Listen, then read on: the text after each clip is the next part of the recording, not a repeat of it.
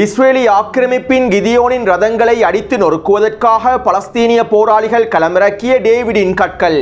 காசாவின் யுத்த களத்திலே பலஸ்தீனிய போராளிகள் களமிறக்கிய ஆயிரக்கணக்கான கேமராக்களும் திகைத்து போய் நிற்கும் நெட்டன்யாகவும் பொறிகளிலே கொத்து கொத்தாக காசாவில் மண்ணை கவ்வும் சிப்பாய்களும் அதிகாரிகளும். அமெரிக்க தூதர் ஸ்டீவ் விட்கோஃப் முன்வைத்த புதிய முன்மொழிவை கிழித்தெறிந்த ஹமாஸ். கொள்ளை கும்பல்களின் அட்டகாசங்களும் பலஸ்தீனிய போராளிகளின் தாக்குதல்களும். யெமன் ஹவுதி இராணுவத்தின் தொடர்ச்சியான தாக்குதல்களும் ஈரானிய வெளியுறவுத்துறை அமைச்சரின் பதில்களும்.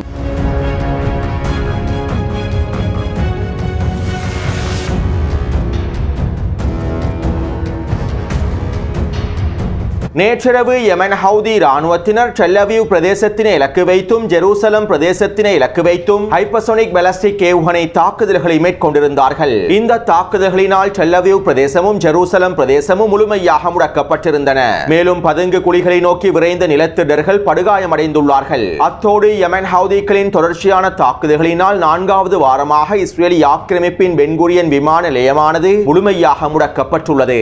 இந்த 4 வாரத்திற்குள்ளே மாத்திரம் 2.5 லட்சத்திற்கும் அதிகமான விமான டிக்கெட்டுகள் ரத்து செய்யப்பட்டிருப்பதாகவும் தெரிவிக்கப்படுகின்றது. மேலும் பென்குரியன் விமான நிலையமானது தொடர்ச்சியாக முடக்கப்பட்டிருப்பதனால் ஏற்பட்டிருக்கக்கூடிய பொருளாதார இழப்புகள் அதிகரித்துக் கொண்டே செல்வதாகவும் இஸ்ரேலிய ஆக்கிரமிப்பு ஊடகங்கள் தெரிவித்துள்ளன. அடுத்து அமெரிக்காவுக்கும் ஈரானுக்கும் இடையிலே விரைவில் ஒப்பந்தம் ஒன்று மேற்கொள்ளப்படும் என டொனால்ட் ட்ரம்பும் டொனால்ட் ட்ரம்பினுடைய நிர்வாக அதிகாரிகளும் அமெரிக்க ஊடகங்களும் தொடர்ச்சியான செய்திகளை வெளியிட்டு வருகின்றன. இப்படியான நிலைமையில் ஈரானினுடைய வெளியுறவுத்துறை அமைச்சர் அப்பாஸ் அரக்சி அவர்கள் இவ்வாறு தெரிவித்துள்ளார். விரைவில் அமெரிக்காவுக்கும் ஈரானுக்கும் இடையில் ஒப்பந்தம் ஒன்று மேற்கொள்ளப்பட இருப்பதாக அமெரிக்க ஊடகங்களும் ஏனைய சர்வதேச ஊடகங்களும் தொடர்ச்சியாக செய்திகளை வெளியிட்டு வருகின்றன. ஆனால் உண்மையில் விரைவிலே ஒப்பந்தம் ஒன்று எட்டப்படுவதற்கான நிலைமையில் தான் நாங்கள் இருக்கின்றோமா என்பது மிகப்பெரிய கேள்விக்குறியே. எங்களுடைய நிலைப்பாடுகளில் நாங்கள் நேர்மையாகவே இருக்கின்றோம். ஈரானுக்கு எதிராக விதிக்கப்பட்டிருக்கக்கூடிய ஒட்டுமொத்த பொருளாதார தடைகளும் நீக்கப்பட வேண்டும். ஈரானினுடைய யுரேனியம் செறிவூட்டல் உரிமைகள் பாதுகாக்கப்பட வேண்டும். இவற்றை உள்ளடக்கி இருக்கக்கூடிய ஒரு ஒப்பந்தத்தை மாத்திரமே நாங்கள் ஏற்றுக்கொள்வோம். இந்த உரிமைகளை மீறக்கூடிய எந்த ஒரு ஒப்பந்தத்தையும் நாங்கள் ஏற்றுக்கொள்ளப் போவதில்லை. எந்த சூழ்நிலையிலும் நாங்கள் எங்களுடைய நிலைப்பாடுகளை விற்றுக் கொடுக்க போவதில்லை என ஈரானினுடைய வெளியுறவுத்துறை அமைச்சர் அப்பாஸ் அரக்சி அவர்கள் தெரிவித்துள்ளார்.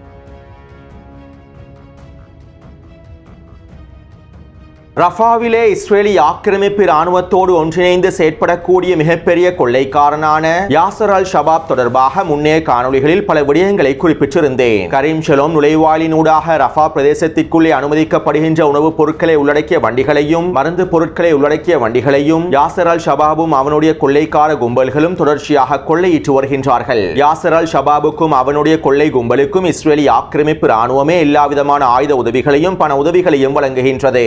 மேலும் இஸ்ரேலி ஆக்கிரமிப்பும் அமெரிக்காவும் ஆரம்பித்திருக்கக்கூடிய உணவு விநியோக திட்டத்திற்கு அமைவாக ரஃபாவிலே உணவு மையங்கள் அமைக்கப்பட்டிருந்தன. இவ்வாறு இஸ்ரேலி ஆக்கிரமிப்பு இராணுவத்தினால் அமைக்கப்பட்டிருக்கக்கூடிய உணவு மையங்களுக்கு பொறுப்பாகவும் அமெரிக்காவின் தனியார் பாதுகாப்பு நிறுவனங்களோடு இணைந்து செயற்படக்கூடிய இடைத்தரகராகவும் இஸ்ரேலி ஆக்கிரமிப்பு இராணுவம் யாசர் அல் ஷபாபையே நியமித்திருந்தது. அதே நேரம் பலஸ்தீனிய போராளிகள் யாசர் அல் ஷபாபுக்கு கீழால் இயங்கக்கூடிய கொள்ளை கும்பலின் பல முக்கியமான புள்ளிகளை ரஃபா பிரதேசத்திலேயே கொத்தாக தட்டி தூக்கியிருந்தார்கள். கிட்டத்தட்ட 25க்கும் அதிகமான கொள்ளை கும்பலின் முக்கியமான புள்ளிகளை பலஸ்தீனிய போராளிகள் அளித்திருந்தார்கள்.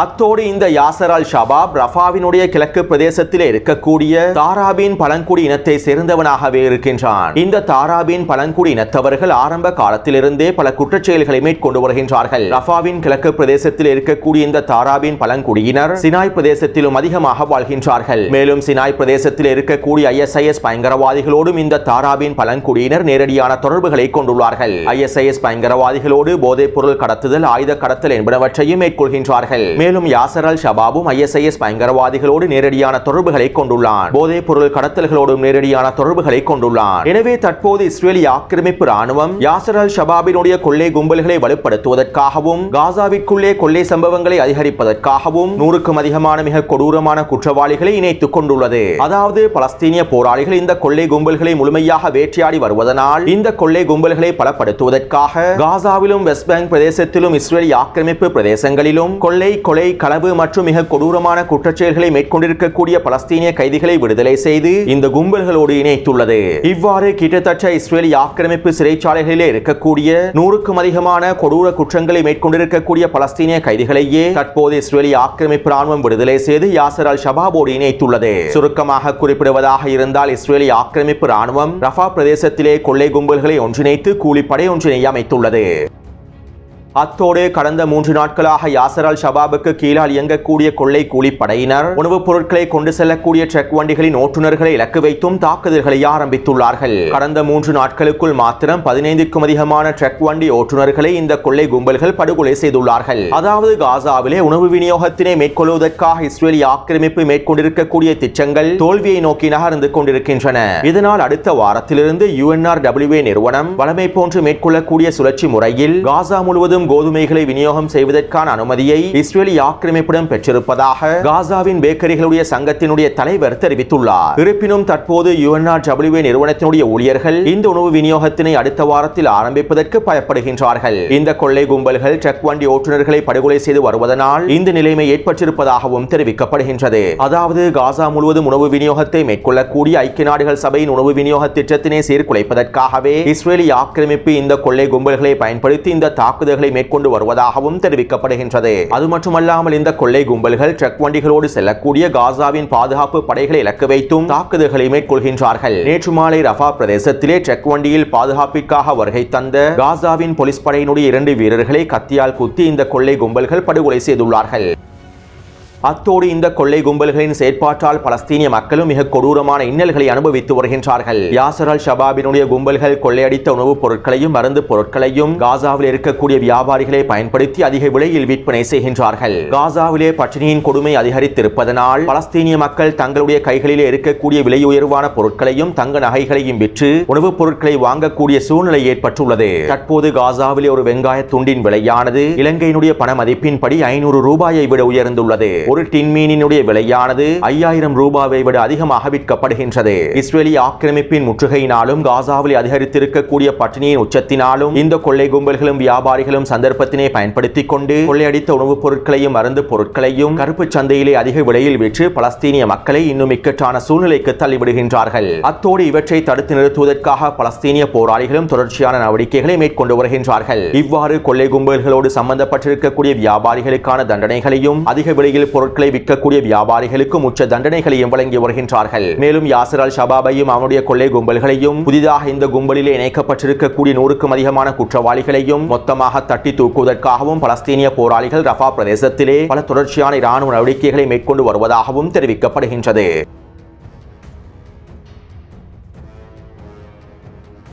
அமெரிக்க தூதர் ஸ்டீவ் விட்கோஃப் முன்வைத்திருந்த புதிய முன்மொழிவு தொடர்பாக நேற்றைய காணொளியில் தெளிவாக குறிப்பிட்டிருந்தேன். காசாவிலே நிரந்தர யுத்த நிறுத்தத்தினை ஏற்படுத்தக்கூடிய இஸ்ரேலி ஆக்கிரமிப்பினை முழுமையாக வெளியேற்றக்கூடிய காசா முழுவதும் உணவு விநியோகத்தை மேற்கொள்ளக்கூடிய ஸ்டீவ் விட்கோஃபின் முன்மொழிவை நாங்கள் ஏற்றுக்கொள்வோம் என்றும் ஹமாஸ் தரப்பினர் தெரிவித்திருந்தார்கள். அத்தோடு ஸ்டீவ் விட்கோஃப் முன்வைத்திருக்கக்கூடிய புதிய முன்மொழிவானது நிரந்தர யுத்த நிறுத்தத்தினை ஏற்படுத்தக்கூடிய முன்மொழிவு என்றும் ஹமாஸுக்கு சார்பான முன்மொழிவு என்றும் இதனை ஒருபொழுதும் இஸ்ரேலி ஆக்கிரமிப்பு ஏற்றுக்கொள்ளப் போவதில்லை என்றும் அமெரிக்க ஊடகங்களும் இஸ்ரேலி ஆக்கிரமிப்பு ஊடகங்களும் பிரச்சாரங்களை மேற்கொண்டிருந்தன. டொனால்ட் ட்ரம்புக்கும் நெட்டன்யாஹுவுக்கும் இடையிலான முருகல் நிலையின் விளைவாகவே டொனால்ட் ட்ரம்ப் கடுமையான உத்தரவுகளை பிறப்பித்து குறித்த ஒப்பந்தத்தினை ஸ்டீவ் விட்கோஃபின் மூலமாக முன்வைத்திருப்பதாகவும் இந்த ஒப்பந்தத்தினை நெட்டன்யாஹு மறுக்காமல் ஏற்றுக்கொள்ள வேண்டும் என அழுத்தங்களை வழங்கி இருப்பதாகவும் இஸ்ரேலி ஆக்கிரமிப்பு ஊடகங்களும் அமெரிக்க ஊடகங்களும் அரேபிய ஊடகங்களும் பல பிரச்சாரங்களையும் மேற்கொண்டிருந்தார்கள். டொனால்ட் ட்ரம்புக்கும் நெட்டன்யாஹுவுக்கும் இடையிலே முருகல் நிலைகள் ஏற்பட்டிருப்பதாக குறிப்பிடப்பட்டிருக்கக்கூடிய செய்திகள் அனைத்தும் ஒரு திட்டமிடப்பட்ட நாடகம் என்பதனை நான் முன்னே காணொளிகளில் தெளிவாக குறிப்பிட்டிருந்தேன். மேலும் இதனை உறுதிப்படுத்தும் வகையிலேயே தற்போதைய சம்பவங்களும் அரங்கேற்றப்பட்டுள்ளன.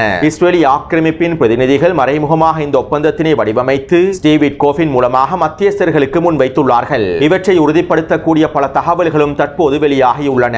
அத்தோடு ஸ்டீவ் விட்கோஃப் முன்வைத்திருக்கக்கூடிய புதிய ஒப்பந்தமானது 60 நாட்களை உள்ளடக்கிய ஒரு தற்காலிக யுத்த நிறுத்த ஒப்பந்தமாகும். இந்த ஒப்பந்தத்திலே நிரந்தர யுத்த நிறுத்தத்தினை ஏற்படுத்துவதற்கான எந்தவிதமான உத்தரவாதமும் வழங்க வழங்கப்படவில்லை என்றும் காசா முழுவதும் உணவு விநியோகத்தை மேற்கொள்ளக்கூடிய எந்தவிதமான உத்தரவாதங்களும் வழங்கப்படவில்லை என்றும் இஸ்ரேலி ஆக்கிரமிப்பு ராணுவம் முழுமையாக காசாவிலிருந்து வெளியேறுவதற்கான நிபந்தனைகள் குறிப்பிடப்படவில்லை என்றும் குறித்த ஒப்பந்தமானது ஹமாஸுக்கு சார்பானதல்ல, இஸ்ரேலி ஆக்கிரமிப்புக்கு சார்பான ஒப்பந்தம் என்றும் தற்போது முழுமையாக கண்டுபிடிக்கப்பட்டுள்ளது. எனவே ஹமாஸினுடைய தலைமைகள் குறித்த ஒப்பந்தத்தினை முழுமையாக ஆராய்ந்துள்ளார்கள். ஸ்டீவ் விட்கோஃப் கூறிய கருத்துக்களுக்கும் ஒப்பந்தத்தில் எழுதப்பட்டிருக்கக்கூடிய விடயங்களுக்கும் மிகப்பெரிய வித்தியாசங்கள் இருப்பதனையும் ஹமாஸினுடைய தலைமைகள் கண்டுபிடித்துள்ளார்கள். இதைத் தொடர்ந்து ஸ்டீவ் விட்கோஃபினால் முன்வைக்கப்பட்டிருக்கக்கூடிய புதிய முன்மொழிவை நாங்கள் ஒருபொழுதும் ஏற்றுக்கொள்ளப் போவதில்லை என ஹமாஸினுடைய தலைமைகள் உத்தியோகபூர்வமாக அறிவித்தார்கள். சுருக்கமாக குறிப்பிடுவதாக இருந்தால் ஸ்டீவ் விட்கோஃபையும் மத்தியஸ்தர்களையும் பயன்படுத்தி நெட்டன்யாஹு முன்வைத்த சூழ்ச்சி திட்ட ஒப்பந்தத்தை ஹமாஸினுடைய தலைமைகள் கிழித்தெறிந்துள்ளார்கள்.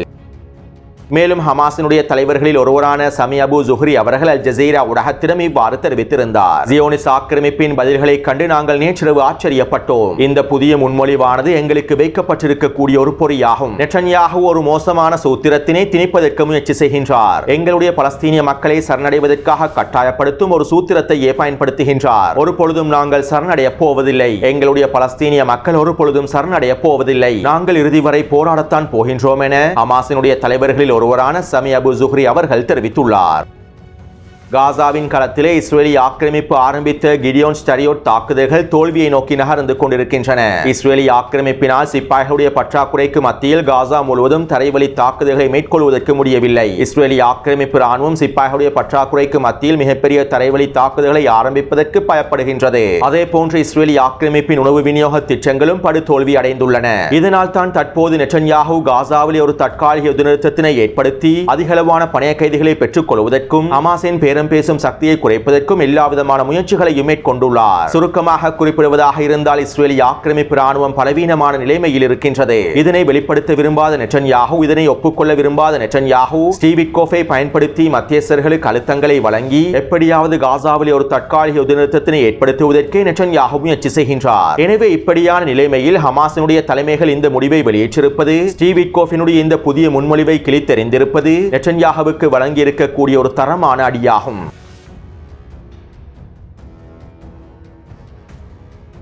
காசாவிலே இஸ்ரேலி ஆக்கிரமிப்பு கிடியோன் ஷரியோட்ஸ் என்கின்ற கிதியோனின் ரதங்கள் என்கின்ற புனித போரை ஆரம்பித்துள்ளது. மேலும் இஸ்ரேலி ஆக்கிரமிப்பின் இந்த கிதியோனின் ரதங்கள் தாக்குதல்களை அடித்து நொறுக்குவதற்காக, இந்த கிதியோனின் ரதங்களை வெற்றி கொள்வதற்காக பலஸ்தீனிய போராளிகள் டேவிடின் கற்களை களமிறக்கியுள்ளார்கள். அதாவது பலஸ்தீனிய போராளிகள் மேற்கொள்ளக்கூடிய தாக்குதல்களுக்கு ஸ்டோன்ஸ் ஆஃப் டேவிட் என பெயர் வைத்துள்ளார்கள். யூத மத நம்பிக்கைகளுக்கு அமைவாக டேவிடின் 5 சிறு கற்கள் இறைவன் மீதான உச்ச நம்பிக்கையையும் இறைவனுடைய முழுமையான பலத்தையும் வெளிப்படுத்துகின்றது. அதே போன்று யூதர்களால் அடையாளப்படுத்தக்கூடிய டேவிடை முஸ்லிம்கள் தாவூத் நபி என்று அழைப்பார்கள். தாவூத் நபி இறைவனின் ஆதரவோடு, இறைவனின் உச்ச நம்பிக்கையோடு கோலியாத் என்கின்ற ஜலூத்தை சிறிய கற்களை கொண்டு தாக்கி வெற்றி கொண்டார். அதாவது கோலியாத் என்கின்ற மிக சக்தி வாய்ந்த ஜாலூத்தை தாவூத் நபி சிறிய கற்களை பயன்படுத்தி வெற்றி கொண்டுள்ளார் என வரலாற்று சம்பவமாக குறிப்பிடப்படுகின்றது. வெற்றி பெற சாத்தியமில்லாத நபர்களும், வெற்றி பெற முடியாத சூழ்நிலையிலே இருக்கக்கூடிய நபர்களும் இறைவனின் முழுமையான உதவியோடு, இறைவனின் முழுமையான ஆதரவோடு, இறைவன் மீது வைத்திருக்கக்கூடிய நம்பிக்கையின் விளைவாக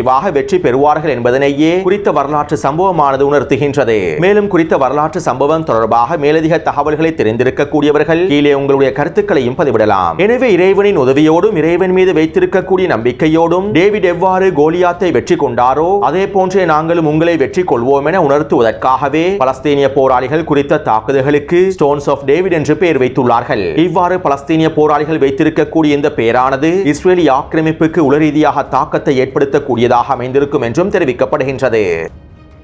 அடுத்து பலஸ்தீனிய போராளிகள் மேற்கொண்டு வரும் ஸ்டோன்ஸ் ஆஃப் டேவிட் தாக்குதல்கள் தொடர்பான காணொளிகளையும் வெளியிட்டு வருகின்றார்கள். மேலும் குறித்த காணொளிகளை நான் டெலிகிராம் சேனலிலும் பதிவிட்டுள்ளேன். அத்தோடு அல்கசாம் படையினர் வெளியிட்டிருக்கக்கூடிய குறித்த காணொளிகள் தொடர்பாக இஸ்ரேலி ஆக்கிரமிப்பினுடைய இராணுவ ஆய்வாளர் அவி இஸ்சரோஃப் இவ்வாறு தெரிவித்துள்ளார். அல்கசாம் படையினர் வெளியிட்டிருக்கக்கூடிய ஸ்டோன்ஸ் ஆஃப் டேவிட் தாக்குதல் காணொளியிலிருந்து சில விடயங்களை எங்களுக்கு தெளிவாக புரிந்து கொள்ளலாம். போரினுடைய விரிவாக்கத்திற்கு ஹமாஸ் முழுமையாக தயாராக இருக்கின்றது என்பதனை எங்களுக்கு தெளிவாக புரிந்து கொள்ளலாம். காசாவில் இருக்கக்கூடிய 40,000 அதிகமான பலஸ்தீனிய போராளிகள் முழுமையாக தயாராகவே இருக்கின்றார்கள். எங்களுடைய இஸ்ரேலிய ராணுவம் காசாவிலே வீசக்கூடிய அமெரிக்க குண்டுகளில் 20% அதிகமான குண்டுகள் வெடிப்பதில்லை. பல டன் நிறையுடைய வெடிகுண்டுகள் வெடிக்காமலேயே காசாவிற்குள் விழுந்துள்ளன.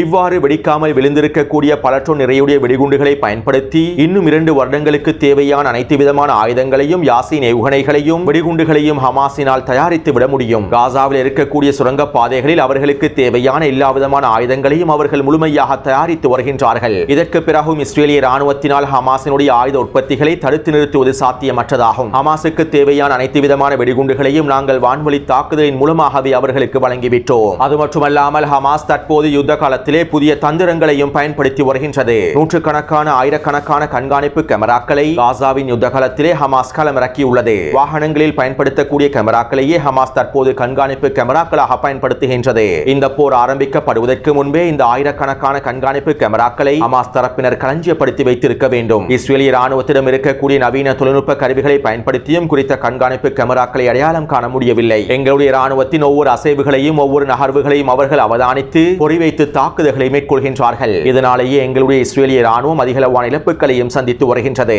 நேற்றிரவு அல் கஸாம் படையினர் வெளியிட்டிருக்கக்கூடிய இந்த காணொளிகள் உண்மையில் ஆச்சரியத்தை ஏற்படுத்தக்கூடிய காணொளிகளாகவே அமைந்துள்ளன. மேலும் காசாவின் யுத்த காலத்திலே எங்களுடைய ராணுவத்திற்கு நிலைமைகள் சிக்கலாகவே அமைந்துள்ளது என்பதனையும் நாங்கள் தெளிவாக புரிந்து கொள்ள வேண்டும் என்றும் இஸ்ரேலிய ஆக்கிரமிப்பின் ராணுவ ஆய்வாளர் அவி இஸ்சரோஃப் அவர்கள் தெரிவித்துள்ளார். அடுத்து பலஸ்தீனிய போராளிகள் வீரியமான தொடர்ச்சியான தாக்குதல்களை மேற்கொண்டு வருகின்றார்கள். இதற்கமைவாக அல் கஸாம் படையினர் கான் யூனிஸின் வடகிழக்கு பிரதேசமான அல் கராரா பிரதேசத்திலே தாக்கிப் வெடிகுண்டையும் ஷபாஸ் வெடிகுண்டையும் பயன்படுத்தி ஒரு மெர்காவா போர்த்தாங்கி வாகனத்தை கொத்தாக அளித்துள்ளார்கள். அதனோடு வந்த சிப்பாய்களையும் சுற்றி வளைத்து யாசின் ஏவுகணை மூலமாக கொத்தாக தட்டி தூக்கியுள்ளார்கள். அடுத்து அல் குதுஸ் படையினர் பெய்ட்லாஹியா பிரதேசத்திலே வீடொன்றிற்குள் ஒரு பொறியொன்றினை வைத்துள்ளார்கள். மேலும் குறித்த பொறியை நோக்கி இஸ்ரேலிய ஆக்கிரமிப்பின் 2 படைப்பிரிவுகளை நகர்த்தியுள்ளார்கள். அவர்கள் குறித்த வீச்சை அடைந்ததும் பொறியை வெடிக்கச் அவர்களை மொத்தமாக தட்டி தூக்கியுள்ளார்கள். அடுத்து அல் கஸாம் படையினரும் அல் குதுஸ் படையினரும் ஒன்றிணைந்து ஒரு கூட்டு தாக்குதல் ஒன்றை மேற்கொண்டுள்ளார்கள். கான் யூனிஸின் தென்கிழக்கு பிரதேசத்திலே 10க்கும் அதிகமான சிப்பாய்களை சுற்றி வளைத்து பூஜ்ய தூரத்திலே டிபிஜே ஏவுகணை தாக்குதல்களையும் துப்பாக்கிச்சூடு தாக்குதல்களையும் மேற்கொண்டுள்ளார்கள். அடுத்து கான் யூனிஸின் கிழக்கு பிரதேசமான அல் ஃபுகாரி பிரதேசத்தில் அல் குதுஸ் படையினர் வீடொன்றிற்குள்ளே இருந்த 10க்கும் அதிகமான சிப்பாய்களை சுற்றி வளைத்து டிபிஜே ஏவுகணை தாக்குதல்களை மேற்கொண்டுள்ளார்கள். இந்த தாக்குதலின் போது குறித்த வீடானது சிதைக்கப்பட்டு அதற்குள்ளே இருக்கக்கூடிய சிப்பாய்களும் மொத்தமாக அளிக்கப்பட்டுள்ளார்கள். எனவே நேற்று மாலை 6 மணியிலிருந்து இன்று மாலை 6 மணி வரையில் கிடைக்கப்பெற்றிருக்கக்கூடிய தகவல்களுக்கு அமைவாக ஒரு மெர்காவா போர்த்தாங்கி வாகனமும் 35க்கும் அதிகமான சிப்பாய்களும் மொத்தமாக அளிக்கப்பட்டுள்ளார்கள். அத்தோடு குறித்த காணொளி தொடர்பான கருத்துக்களை பதிவிடுங்கள். தொடர்ந்து என்னுடன் இணைந்திருங்கள். நன்றி, வணக்கம்.